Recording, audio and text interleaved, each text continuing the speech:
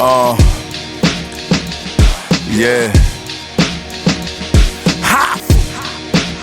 Yeah, I'm so special, I'm so special, I'm so special, so special, so special. I'm like Ichigo, master in a red suit. This my Bankai form, I'm about to let loose. Better make your next move your best move. Straight out the gate, niggas gon' hate and try to test you. Watch who you with, who your mans, who you next to. If you take a hit with son assist like a nephew, you can never check us. Homie, this a chess move. Wrote this on a little short bus, I'm so special. If Mav say get him, I'ma get him. Ain't no talking when I pull up. Park up, hop out, run down with my hood up. Now what the fuck are you hating for? Can't DFG get money anymore?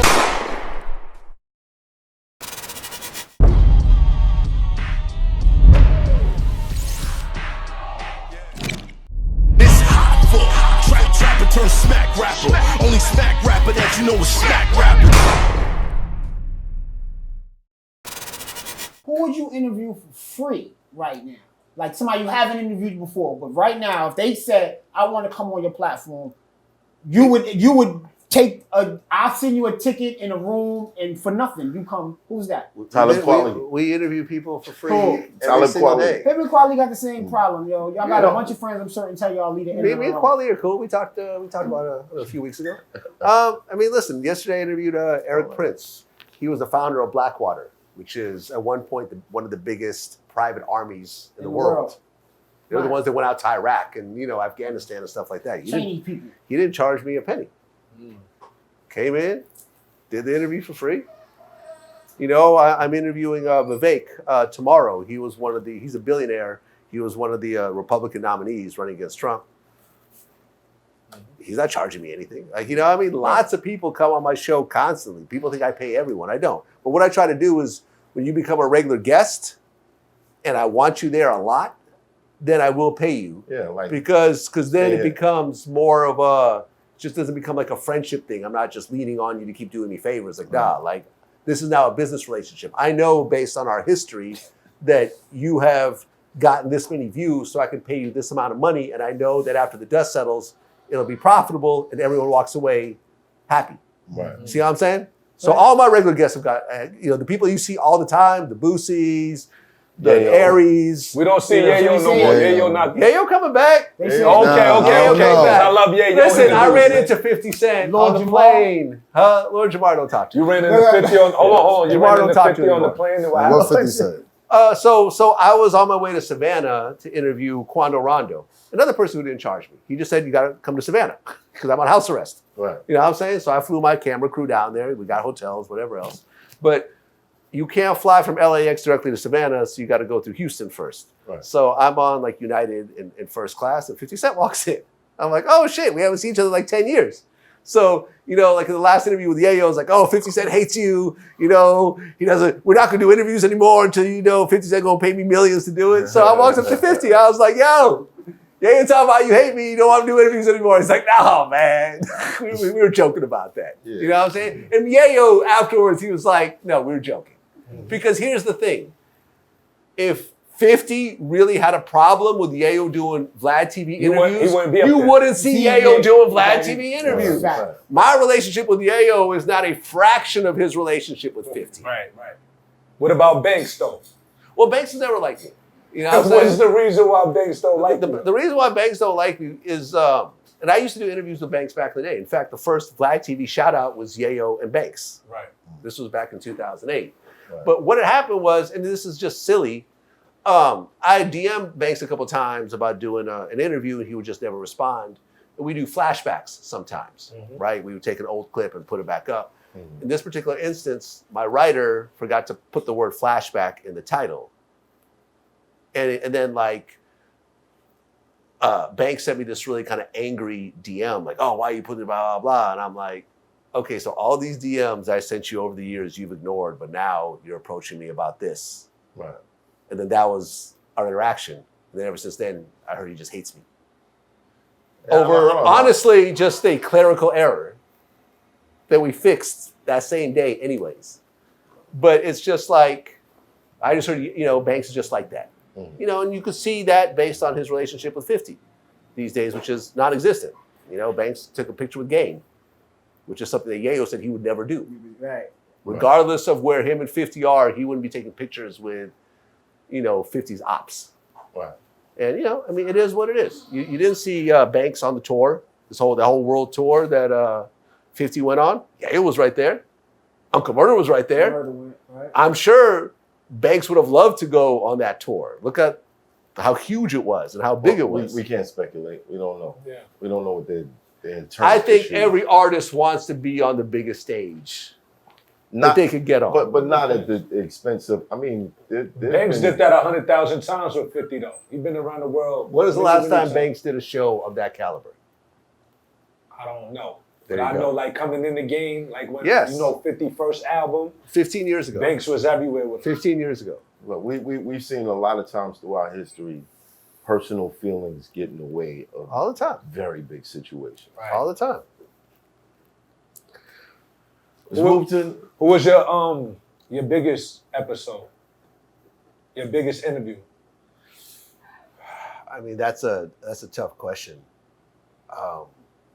Some of the biggest interviews aren't the biggest names. Like Mob James' first interview was a very emotional interview about being in death row and his brother getting killed and all the trauma that happened around that. That was 4 or 5 million views. Michael Franzese, his first interview about his experience in the mafia, that was a huge interview, like 5 million views or something like that. So there's a bunch of interviews that have been big, but it's not like Chris Brown or Jay-Z. Right. I mean, if I had gotten those interviews, they're probably even bigger, but a lot of times it's the story, man. If it's a dope-ass story and if you could really navigate that story to create just a powerful piece of content with a lot of emotion in it, a lot of important things being said, you could evoke that out of a person, those become the biggest interviews. Is there a dope origin story for Vlad TV? I mean, there is. What is Vlad the Butcher. I remember that was right. No, that was his that's name. I'm not. his name, that- right. That's not a joke. Vlad the Butcher. First time I Vlad ever heard of him was the Vlad mixtape DJ that came through Vlad, the soul. yeah. Yeah. I mean, I remember I went to Burning Man with a group of friends, like right after college. I was, I don't know, maybe 27, 28. And I took acid for the first time. And if y'all know what Burning Man is, it's this huge festival in the desert. Everyone does drugs and they set this whole huge burning, like this Big wood, stick this figure. wood figure on fire the last night, and it's all wild. And I took acid for the first time, and I got into a drumming circle. And the feeling of performing and then people started to gather and dance. It was me and this other dude. We're like drumming together. And The Wicked Man. I was just like, yo, like the feeling of doing something musical and having this group of strangers suddenly react to it, and the more emotion you put into it, the more they start to dance. I was like, yo, I love this feeling. I love it. I think I'm going to be a DJ. I didn't know how to do it at the time, but that was the seed of what I want to do. You know? He said some So good some acid that Good told you what you acid, needed And to I've do. never done acid since then. It was just a one-time only thing. Wow. At one time. It was one time, but I think it changed the direction of my path, my life. You know, Because because we talking about don't do drugs. Be a Burning Man, pop acid. yeah, No, you'll be surprised, bro. There's a lot of Or not. of people who've experienced extreme success, and it starts with Birdman, one of the saxophonists, heroin addict. Most of the jazz era. Charlie Parker, Charlie Bird, Parker. Bird, yeah. Bird. I think listen, Steve Jobs said one of the most important things he ever did was Acid. acid. Yeah. Listen, marijuana is my choice, but you know. right. I mean, sometimes you just gotta get off the hamster wheel and see what the rest of the world has to offer. And sometimes drugs is your chance to do that. Yeah, it separates you from Yeah, certain shit. yeah. I'm not encouraging anybody. Yeah, Not don't. encouraging anybody. Yeah. Don't be that guy running through the middle of 2nd Avenue butt naked. Talking about, I was also an adult, Oh, man. yeah, I bro. was in my mid-20s. I wasn't a teenager where something like that could really take you into a weird direction. You know, so And it wasn't something I got hooked on, but it was something that made me realize, like, yo. And then I remember when I did my first DJ gig, I was just buying a table for my, because I had the CDJ 1000s. I was one of the first people with the electronic, the digital turntables. And I was buying a table for those turntables. And at Home Depot, I'm describing to the guy what I want. He's like, "Oh, you're a DJ?" I'm like, "Yeah." He goes, "I'm having a house party. Do you want to come DJ it?" And I'm like, "Okay." And then DJing in front of a crowd was like, "Oh, wow. This is even better." Like, this is, okay. And it's such an addictive feeling, and I miss DJing. I mean, unfortunately, I don't have time to do it anymore, but to be able to do big, going out to Bahrain and doing, big, events, doing Australia, doing Japan, doing Europe. It was dope, man. It was a dope part of my life, but I also realized that I'm getting older. I'm now in my 30s.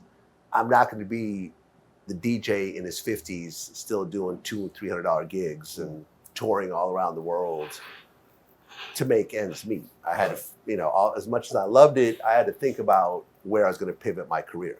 Right. And that's where kind of Vlad TV came around. When did you start Vlad TV? 2008. 2008. Who was your first interview? I mean, the thing is, before Vlad TV, there was DVDs.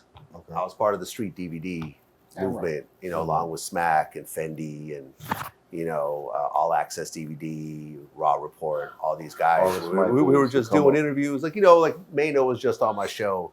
And I remember I filmed him, I went out to Brooklyn and spent a day with him, filming him, interviewing him, everything else like that. And that interview came out on Vlad TV because it didn't come out on DVD at the time. So there was sort of an overlap. So it's hard to say what the first Vlad TV interview was because I was already doing video at the time, just on a different platform, DVDs. Kind of like battle rap starting on Smack. Exactly. And then Smack DVDs. Tube. Lions Den, moving on. There was YouTube and then there was Smack Tube. I don't think people remember. Smack started his own streaming platform called Smack Tube. You had to pay to see my other rounds versus Iron Solid. Yeah. So for like a year and a half, everybody thought he smoked me. It was crazy. So you had to pay to watch. Thank God the whole thing came out. Yeah. Thank God. So he had the members only on the low. Yeah. Is Smack still around? Yeah. Is he still doing events and stuff like that? Yeah, definitely. Yeah, Smack's still around. Just went behind the paywall, so it's a little more difficult to keep up with. I got you. Yeah. So let me get this straight. You've been doing this since 2008, pretty much, right? And how long have you been on Trouble Online? Because you stay in some shit. You like legendary. No. I want to ask, what happened with Lord Jamal? Yo, shorty, you keep coming around like you want something. You gonna fuck around and get it one day. Who your man? Sub-Zero. Yeah.